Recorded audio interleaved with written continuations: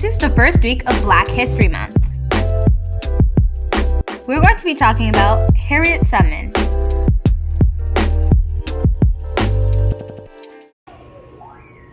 Good morning, CMSW. Today is February 1st and the official start to Black History Month.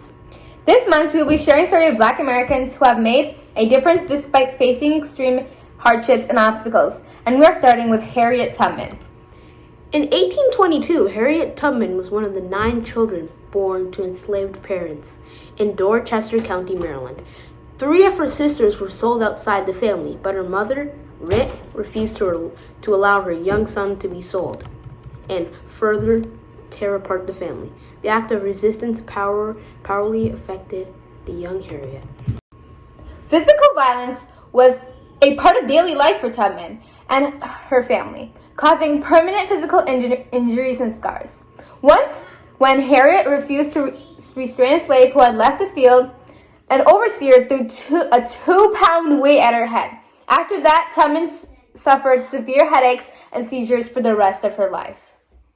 Tubman first encountered the Underground Railroad when she used it to escape slavery herself in 1849.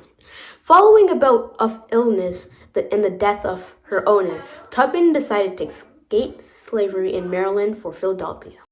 She feared that her family would further split apart and was concerned for her own fate as a sickly slave with low economic value as a worker. Tubman traveled nearly 90 miles to Philadelphia. She crossed into the free state of Pennsylvania with a feeling of relief and awe, and recalled later, "There was no one to welcome me in the land of freedom. I was a stranger in a strange land. And my home, after all, was down in Maryland because my father, my mother, my brothers and sisters and friends were there. But I was free, and they should be free." Rather than the remain of the safety of the North, Harriet Tubman made it to her mission to rescue her family and others living in slavery via the Underground Railroad. But in 1850, the Fugitive Slave Law passed, and escaped slaves could be captured in the North and returned to slavery. But that didn't stop Harriet. She just rerouted the Underground Railroad to Canada, where slavery was prohibited. Eventually, she escorted 70 slaves to safety. Known as the Moses of the Underground Railroad, she was said to have never lost a passenger. In this photo, she's shown at the left with the former slaves she escorted to freedom. After her 13 trips as an emancipator for the Underground Railroad, the governor of Massachusetts tapped her to join the Union cause during the Civil War. She served as a nurse, scout, and a spy. And in 1863, she helped lead 150 Black Union soldiers on the Columbia River Raid, which freed some 750 African Americans. After the Civil War ended, Harriet Tubman continued to fight for her rights, this time for women.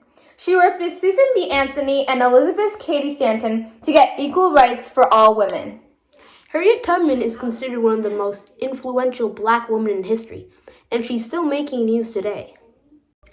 On January 25th, we learned that the Biden administration is moving ahead with plans to put Tubman's image on the $20 bill. Tubman will soon become the first Black person on the face of the American paper currency, better reflecting the diversity of our great country. That's our show for today, CMSW. Thanks for celebrating Black History Month with us. We will be back soon with another show next week. Bye!